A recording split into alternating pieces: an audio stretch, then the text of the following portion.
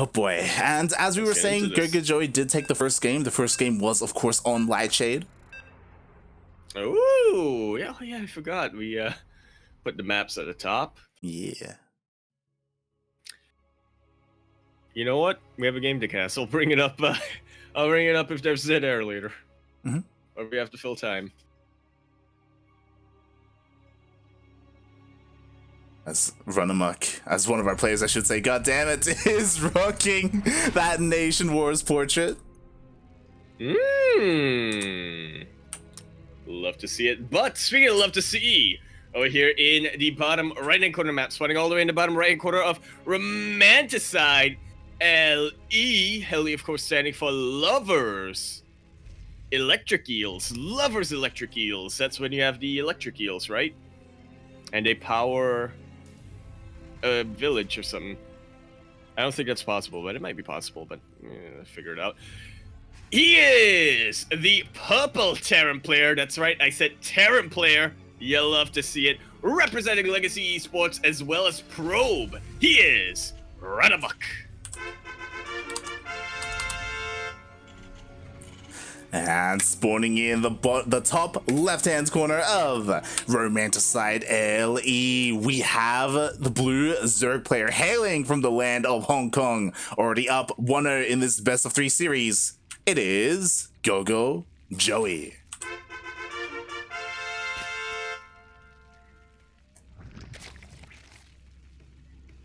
Of course, massive shout out to GogojOey. Again, he wasn't quite on the level of ZvT in 2020, but you cannot argue that he was inconsistent or anything. He definitely peaked at the start of the year, but he's made it to as many finals as ZvT has, and he's made it to more, and he's had more final finishes than him. Yeah, it's one of those things where GogojOey is a clear second. And that's no small feat, you know, like ZvT did come out on top, but GogojOey not that far behind. So he's still like an incredibly strong Zerg player. So we do expect a lot from him. It's why this is a bit of a rough matchup for someone like RunaMoK, but we'll see. We'll see how he's been doing since we last saw him. And we shall. I'm so happy when I actually have I can look at a build order. I know what I'm talking about. You're like, oh, it's Terran. Okay. I somewhat know what I'm talking about. Not gonna be too. Don't want to be too cocky there. Yeah. We'll see, like, what RunaMoK, like, whether he's up to date with the meta, you know, whether he's opting to go for something like the fast, like 3cc before starport, things of that nature. It's hard to say. Like, he is GM, to be fair, but I'm not too sure how active he has been recently. As he is kind of like as you said before, like an inconsistent player. Yeah. It's like around that semi-pro level, I would say. Yeah, definitely. Which, I mean, to be fair, I think most of the players in the region are around that level just because, whatchamacallit, it's hard to really sustain esports full-time unless you're someone like Probe or something. Yeah, definitely.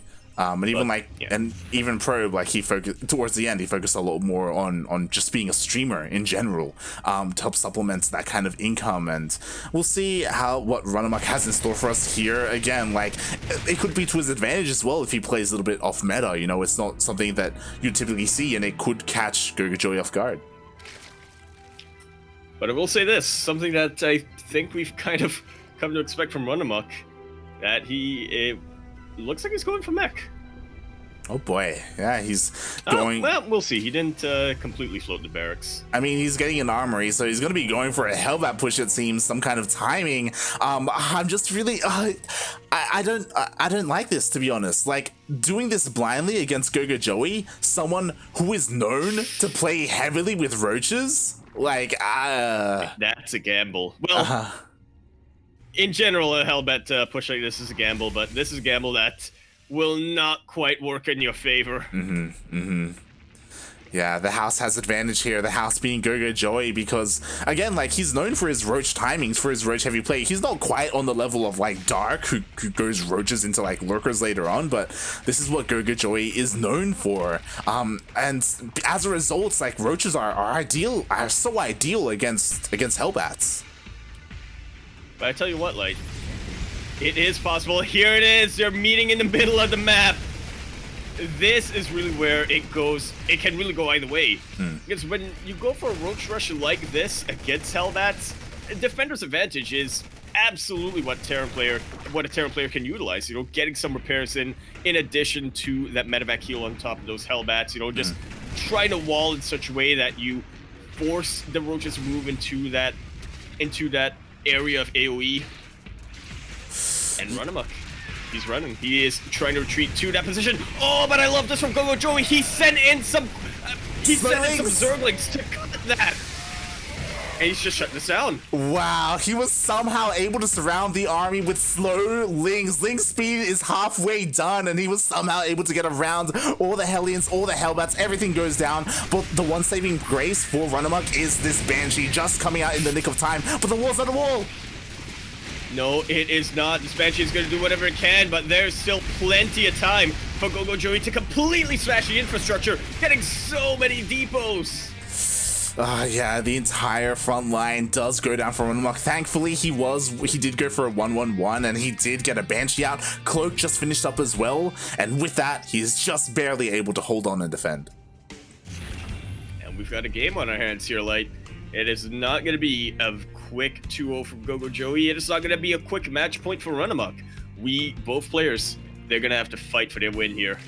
Yeah, definitely. I mean, because GogojOey was going for like a more like roach rush, like he didn't drone up pretty heavily, so only just now is he working on that drone count. So he isn't too far ahead of RunaMoK. The problem is that the third CC of RunaMoK is very late. If it was done, then I would say that things are pretty even, but as a result, GogojOey does have a pretty big economic advantage. Oh my god, but the Hellions! He had a lot of lava on his hands, or he had a lot of lava on his hands. Yeah, Hellions sticking out. Wide number of drones, they're lighting up! Not quite the ideal splits here. GogojOey losing 10 drones. Still up in the worker count, and he can remake those drones, but one thing to keep in mind, it does cost Larva to do so. Larva that he wanted for Mutalisks. Yeah, exactly. Even a couple more drones being picked off by this Banshee. So RunaMoK, this is damage that he needs to get done. He needs to try and equalize in some way. And even though he was able to deal a bit of damage, it wasn't quite enough. He scans, but unfortunately, I believe he has missed. Oh no, he saw the Spire. He saw the drop, yeah. Knows what's coming out for him. Gets a very quick Thor. Doesn't want to mess with Cyclone lock on until he can comfortably get to a healthy Cyclone count. Yeah, and now RunaMoK, if he's able to defend against the Mutas, and if the Mutas don't deal enough damage, then he's going to slowly be able to get into this. We were talking about this earlier, like we see full-on mech coming out here from RunaMoK, turtle mech, and this is definitely a way that you can get back into this game. It very much can. I gotta tell you, like, I think for most Zerg players, if they go Mutiling Bane against a style of mech like this, you kind of scratch your head a little bit. You know, it can work, but it's not as efficient as something like Roach Ravager. GogojOey, though, this is what we come to expect from him, and he is the one player who will somehow drag the game on long enough until he gets that one decisive win. Or he wins that one decisive battle, and then just snowballs from there. Yeah, that's what it may come down to. Like, there is a window where GogojOey could try and pounce on this army where there's only like 2 Thors and not a lot of buffer. But we'll see. Oh, the Mutas do get spotted. And RunaMoK is looking to position them Thors. I will say, it's kind of odd getting 2 Thors immediately just for defense like this, but I kind of dig it. It's also not just for defense. You can also use them to try to snipe some key tech. They actually do a surprising amount of building damage. Yeah, RunaMoK, he's been, seems like he's playing like Pig Jr. right now. Or Notorious PIG, if you recall. As that was kind of his style, unfortunately, like this slow mech style. Yeah, he goes by many names. Well, it makes sense. Yeah. Well, it kind of makes sense, right? The Australian Terran players, well, I would say they have to stick together, but you know, I'm just saying, it's kind of been Tarkov. GogojOey trying to take this massive repair on top of the Thors. The Bile just dodged, but it does leave a lot of these SCV's vulnerable. So many of them going down over here. 29 in total this entire game. It is going to be a while before RunaMoK is able to actually get any mining from that third base. Won't even at all. That's basically the entire army taken out. GG is called. GogojOey taking that series 2-0. Moving on to the semis.